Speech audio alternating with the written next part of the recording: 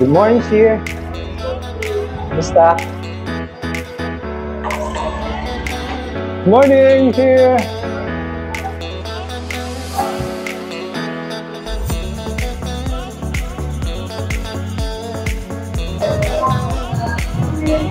Oh, Coach Robin, good morning. Good morning. Hindi, kanina pa siya na ha. Medyo nirate ng konti. Okay lang. So ngayon, ano tayo? Dito tayo sa gym. Oo, setting. Para maiba naman. Para maiba naman, hindi naman mabore yung mga viewers natin. So, simulan na natin to. Ang kwentuhan natin ngayon is all about train smart. Smart, not hard. Ano ba yung mga practical na pamamaraan? Oo. Para hindi ka ma-injured. So, maraming knowledge dito sa usapan na ito. Tama. So, simulan na natin. Mga kababayan, kwentuhan tayo. Okay, let's do it. So, anong kita? Ano ba mga principles mo sa training? So, direct to the point na tayo para mamaya meron tayong mga practical application na mapakita rin natin sa mga viewers natin. Ano ba yung mga exercise na pwede natin maituro sa kanila? Oo. Simulan natin, direct to the point. Ano ba yung mga principles mo? Very important, bago ka mag-start ng training, kung beginner ka or kahit hindi beginner, ako lagi, pag may kliyente ako, lagi kong, pero pinaka-importante sa akin yung mobility. Dapat, bago ka mag-start ng exercise mo, improve your mobility first. Tama. Tapos pagkatapos niyan, i-activate ko yung mga muscle na gagamitin ko. For example, kung mag-leg exercise ako sa araw na to, magbibigay ako ng leg exercise sa kliyente, make sure yung core, yung legs, and glutes is activated well. Hindi lamang activated well, ganun din dapat yung mobilize siya bago mo simulan yung exercise training. So basically, Coach Louie, parehas ang principles natin. Napakagandang principles to. Ito yung sinusundan kong pattern, parehas na sa'yo. Yung sa isang kurso na tinake ko about corrective exercises. So, they always start with inhibition, tama? Inhibition means yung inhibit mo muna yung mga tight na muscle. That means, kasama dyan yung foam rolling, yung stretching, di ba?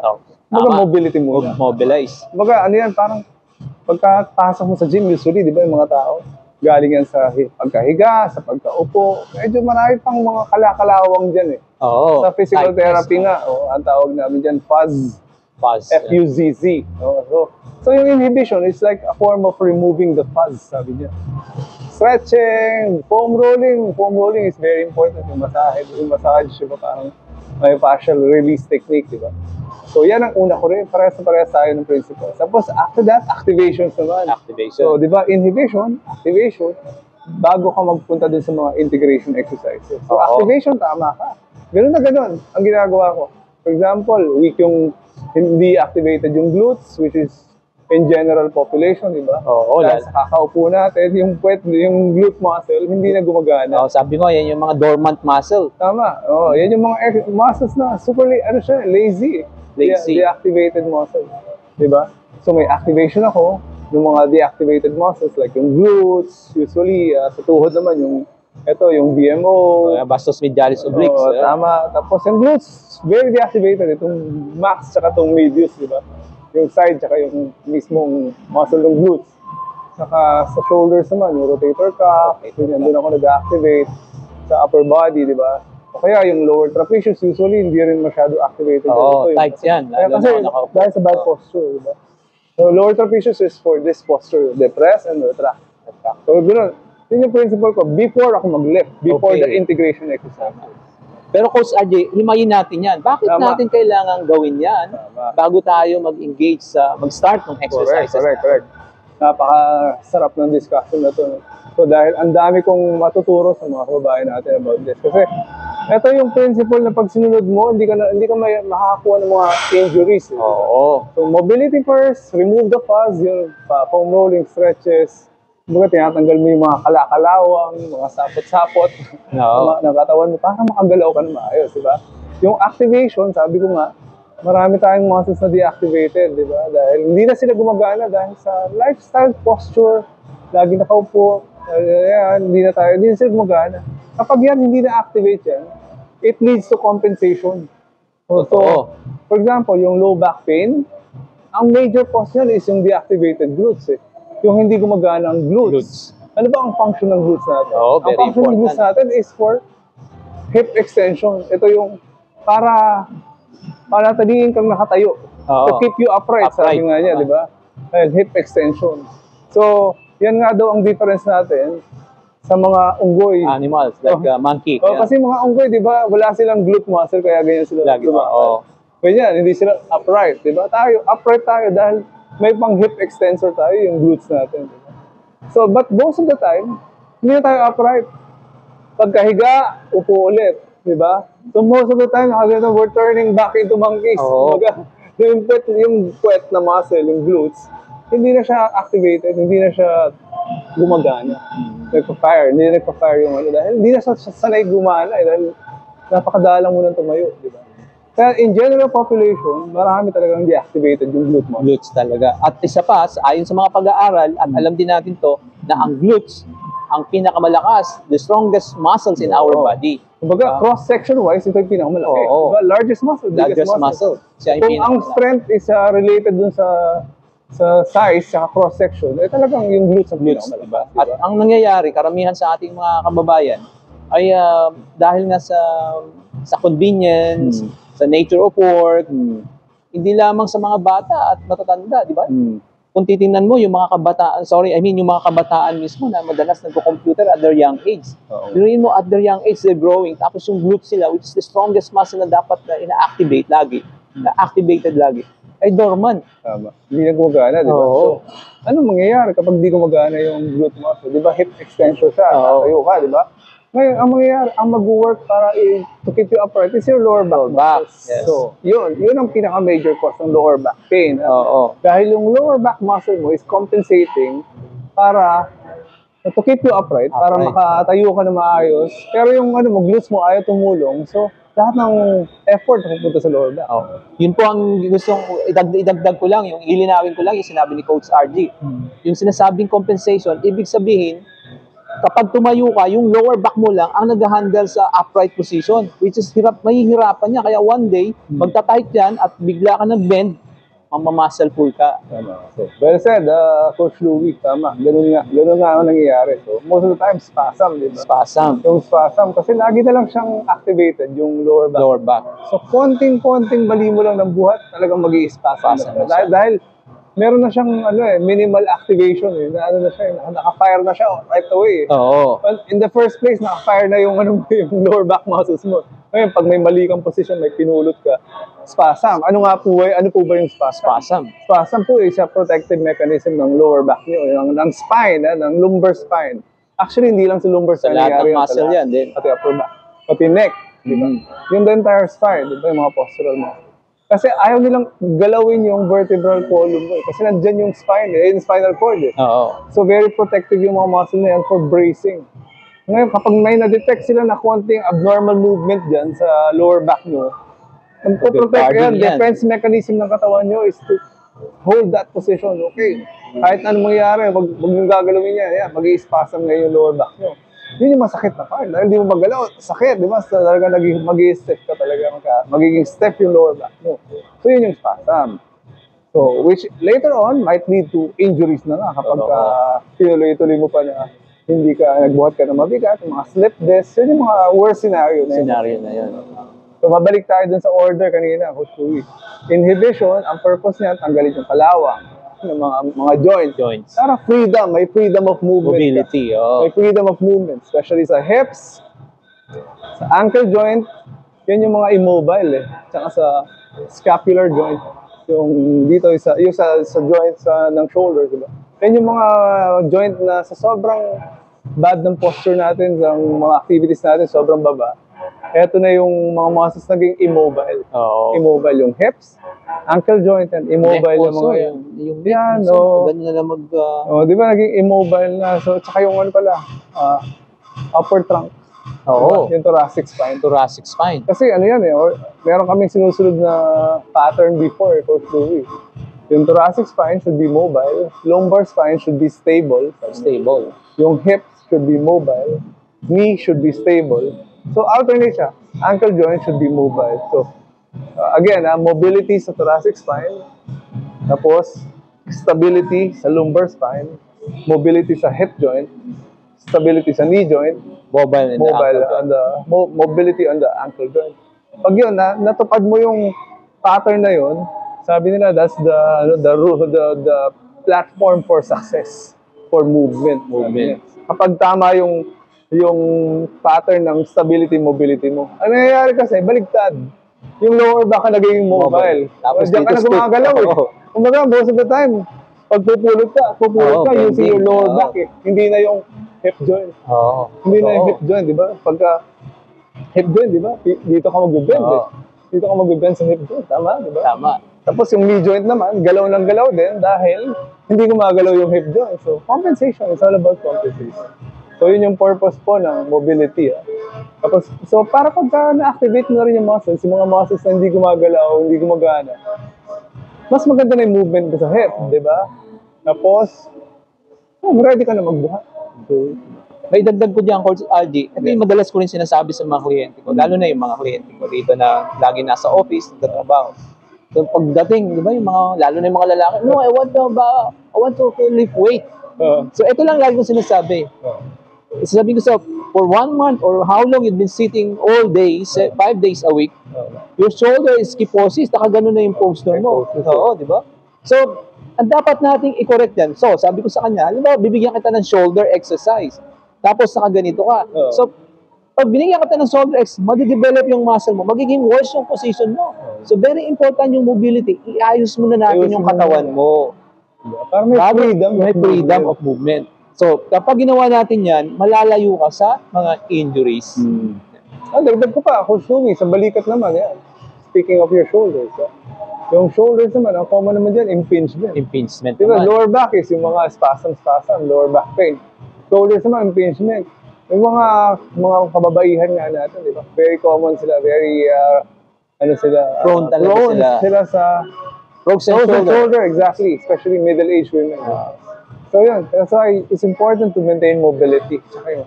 So yung impingement naman, yun nga, sinabi mo, kyphotic na, di ba? Nandun na yung position. Kapag pinag-shoulder press mo na kyphotic yan, ako, napakalit ng space. Sa bacromial space, tawag yun dyan.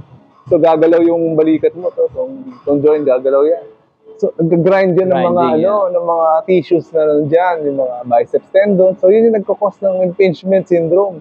Kaya napakasakit ng impingement, ng balikat mo, hindi ka makaangat na mabuti dahil sa ganung posture. Sure. Ngayon, why not correct it first? Open it and then freedom of movement, activation muna ng mga rotator cuff muscles o yung lower trapezius muscles. Ngayon, pag on the proper position ka na, walang impingement yan kasi mas maluwag yung space sa bacromial space. So, wala siyang masyadong ginagrind the tissues dyan, itong humerus mo, yung head of the humerus. Diba? So, yun lang may dagdag ko dyan. So nandun na tayo sa inhibition, activation, di ba? Ano pa ba yung mga ibang muscles na, may masyadong advanced na yan. So integration, yun na yung mga movements, di ba? Movement exercises, yung mga big movements, compound movements. So mabalik tayo, Coach Louie. So back to your principles. So, ano pa yung mga usually na pinapagawa? So ano pa yung ibang principles? Diyan mag-i-start yung minsan, nakadepende yung training ko sa kliyente. Yung depende sa age, di ba? Kung yung training niya, yung weight loss, hindi siya gaanong gumagalaw, lagi kong pinagwa-warm up. At pagkatapos niyan, warm up, 5 to 10 minutes lang. Diba? Doon ako magpapasok ng exercise. Tama. Okay, that's good. So ako, ganun din. So pagkatapos ng yung activation exercises ko, kaya talagang dito sa process na to, yung inhibition and activation, ang tawag ko dyan is movement prepping. Wow, movement preparation. So, nga naman, paano ka gagalaw ka ng, gusto yung mga iba, diretso sa makina. Oo, di ba? Mga excited masyado, di ba? Buhat ka agad. Tapos wala pa, ang dami pang mga sapot-sapot na muscles mo dahil kalakalawang. Tapos may mga hindi pa naka-activate na maluluwag pa ang tornilyo. Tama, di ba? Tapos buhat ka agad. Talagang injury nga ang makukuha mo, di ba? Kaya ako, Coach Louie, I spend around 15 to 20 minutes movement prepping. Minsan 30 minutes pa nga. Pag talagang ina-address ko yung mobility. Very important sa akin ang mobility. Saka yung corrective exercise, very important sa akin yan. Dahil, sa mga past injuries ko, di ba? Talagang I spend time. Kapag sabi nga nila, if you have time, do it. Yung mga corrective exercises. Kasi talagang it takes time. Eh. Oo. Dahil sa lifestyle natin, dahil sa mga the way we live for a long time, ang dami na nating na-acquire na deformities. Totoo. Sa paa na lang eh, di ba? Yung mga The way we walk. overpronated, oversupinated, yan yung mga flat-footed. Oo. It causes knee injury, it causes lower back pain. Hanggang neck, di ba? Hanggang Lower sa back, neck pataas yan, pataas. di ba? Kapag merong isang imbalance or merong isang hindi mali yung posisyon, tapos nagbuhat ka, lahat yan kasama yan, Oo. affected. So, why not spend time correcting that? Ako, ganun ako eh. Corrective exercises, I spend like, minsan 30 to 45 minutes with corrective exercises eh. Medyo overpronated yung pa ako, so kailangan enforce ko yung supination, ganyan. Ito, medyo flat-footed, gumaganon, di ba? Di ba may mga tao na knock knee, di ba? Knock knees, Knock yes. knee and, ito ba, ang tawag dito, parang valgus sa PT eh. Yung, the term, Sakang, layman's term. sakang, Parang tinatawag sakang, sakang. eh, mga sakang, ganyan, di ba? So those are deformities na madaling mag-cause ng injuries, especially kung nagbuhat. Oo. Kung normal activity, okay lang. Kaya nga napunta ka sa ganung posisyon, na ganun ka na maglakad dahil sa compensation mo. Body weight mo lang naman binubuhat mo. Kaya okay lang. Pero kapag kung nagdagdag ka ng weights, ibang usapan na yun. Usapan na yan. Tapos mabalik tayo sa Coach Louie, principles. Ako naman, pagkatapos ng movement prepping ko, di ba? So yun, pwede na ako dun sa mga integration exercise. Ang principles ko sa weight training talaga, Coach Louie, is focusing on functional movements. Oo, importante Saka yung yun. compound exercises. Yung more than Big one muscles. muscle. Actually, I focus on, to make it short, keep it short, is I focus on function. So, I focus on the function of push, I focus on the function of pull, and then I focus on the function of my hip and my knee. Pero, function. So, wait lang. Break. Nangyari.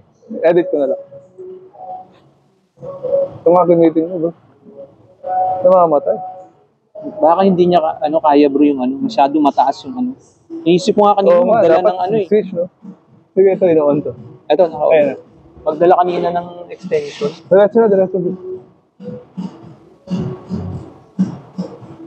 So, back to compound movements, Coach Louie. Yung push-pull, ganun ako eh. More focus ako sa function. So, big movements. Hindi ako masyado a fan Mga of isolation. There was a time, I was a fan of isolation because I bodybuild, di ba? I used to compete bodybuilding. So, yun talagang i-isolate ko yung balikat para magkaroon ka ng mga ganun, mga pandesal dyan. Di ba? Isolate mo yung biceps, di ba? Isolate mo yung triceps, ganun. May point na nandun ako sa stage na yun. Pero ngayon, ang importante sa akin is yung function na lang eh. Tapos na-realize ko later on na yung if you work on that, yung function, you're working on strength, movement, tapos yung aesthetic, side effect na eh. Oo, yun yung pinaka-side Hindi ko na effect. talaga ina-isolate yung balikat ko, pero ganun pa rin siya pagka nag-compete nga ako, di ba? Mga 2 years ago, doon sa Masters category, 40 and above. 44 years old ako, 2 years ago. Compete ako, pero ganun ang training ko. Never ako nag-isolate, never ako biceps curl. Pushing, pulling lang kasi nandun na yun eh, pushing. Oo, totoo. Kasama na yun. Siguro meron konting-konti, baka one exercise ng isolation. Sa biceps, hindi rin masyado. Siguro biceps siya, isang exercise, pero focus ako on big movements, big lifts, di ba? Yung pushing, pulling, at saka yung mga hip hinges, para dito sa yung mga deadlift, yung mga knee exercises ko, step up na lang ginagawa ko ngayon. Medyo tiranin tuhod, yung powerlifting days. So, yun ang principles ko. Pero Coach RJ, sa ating mga kababayan na gustong mag-start gustong mag-start sa gym, diba? Ano ba ang pwede nating maipaayos sa kanila? Paano sila mag-start? Kasi normally, Coach RJ, tingnan natin, pag mag-join ka lalo sa Pilipinas, mag-join ka ng gym, merong trainer doon. First day mo pa lang, may program na ibibigay sa'yo, di ba? That's a problem. The next day or 2 days, di ka na makalakad dahil sa sobrang stiff mo, di ba? That's the problem nowadays, Coach Louie, di ba? You can, dahil kahit na yung mga ibang trainers, di ba? Hindi nila alam yung level mo yung condition. Kaya yung talagang para sa akin, yung mga experienced trainer talaga is they assess properly Oo, first. totoo. Dapat Ano ba, i-assess ano yung ba client. yung ilalagay mo yung sarili mo sa katawan nila eh. Oo. Diba? Itong Pero minsan taong ang mali, sorry ko, Sardi, minsan ang mali, nilalagay nga nila yung sarili nila. Gusto nila pabuhatin. Yung binubuhat nila, gusto nilang ipabuhat ka agad sa kliyente to Tama impress them. Pero kumbaga, maling- singka flashy Oo. ng program eh, di ba? Singka flashy ng program. So, gano'n ang nangyari. So maraming gano'n, pa-impress, para mas mabentahan ng personal training, Oo. di ba? So, ang problema sa gano'n, yun nga, yung kawawa naman yung client, di ba? Client. Dahil nai-injure sila or ano, di ba? Saka, always remember, itong pinanggalingan ng client na yan, na very inactive siya, Totoo. beginner siya, never siya nagbuhat in his or her life. So, yun nga, yung principle ko na sinabi ko before, yung parang isang kotse na kakarag-karag, yung talagang lumang-luma, old model na hindi na i-drive for a long time. Oo. Tapos sa harurutin Bigla mong talagang press the gas. Mm. So, talagang bibigay at bibigay Tama. yan. So, dapat dahan-dahan, small steps at a time. Moderation, Oo. di ba? Listen to your body po, very important. Listen to your body. So, ganon. So, ikaw, ano pang mga advice mo for beginners? Ako ganito eh, minsan kasi may mga client din na dati silang very fit. Di ba? Nung college sila, very fit, very strong. Tama. Tapos mga weekend warrior, nagka-training every weekend lang, di ba? Weekend warrior. Tapos pumunta sa'yo, coach, gusto ko magpa-training sa'yo.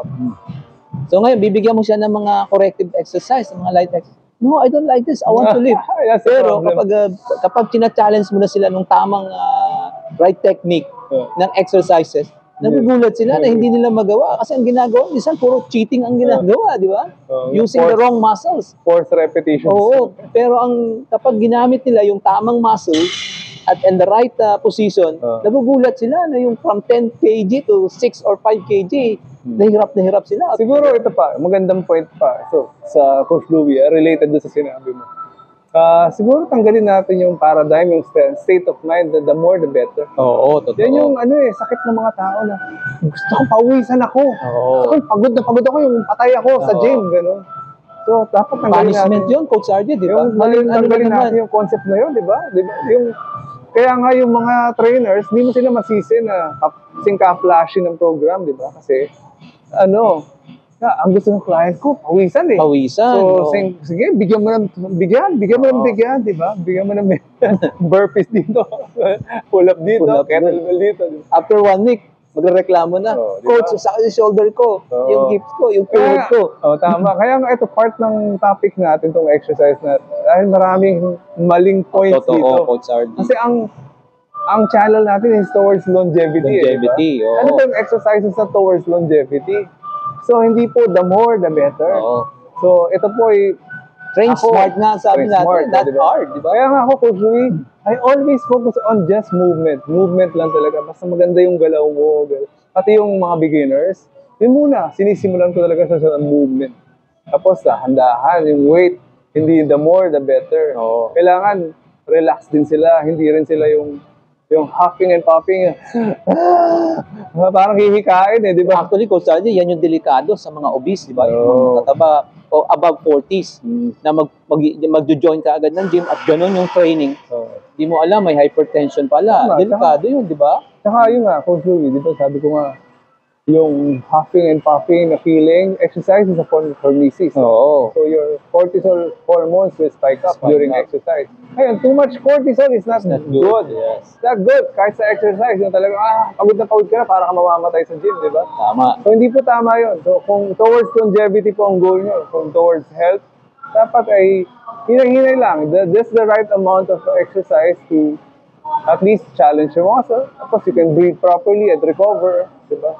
And then the next time, challenge further. So you're improving strength, di ba? Tama. Kaya nga ako, Coach Louie, main principle ko is strength eh. If you improve strength, yung power, kapag na-improve mo yan, you can never go wrong kung ano man ang goal Sama-sama mo. na lahat yung Kung dala-dala ano man niya, ang goal mo, kung aesthetic advantages man, yan. or Oo. yan talaga ang principle ko. Diyan umiikot ang principle ko sa strength building. Tsaka ang aesthetic dadating yan. Kung gusto mo ng weight loss, gumanda ang muscle mass mo, kasama sa mga side effects yan. Totoo. Kasama yan. Tsaka you're building a better foundation. Diba? Yung kapag may malakas ka, you can do anything. Oo. So, ang ganda ng ano mo, ng foundation mo. Ngayon, later on, makakagawa ka ng mga program na mas challenging Challenging. sa'yo. Dahil mas lumakas ka, in-improve mo yung strength, diba? So, ano ba yung mga function, mga iba pang function bilang strength, endurance, diba? Endurance. Diba? Ako, ganun eh. Very important sa akin yung conditioning and yung strength. Strength and conditioning talaga.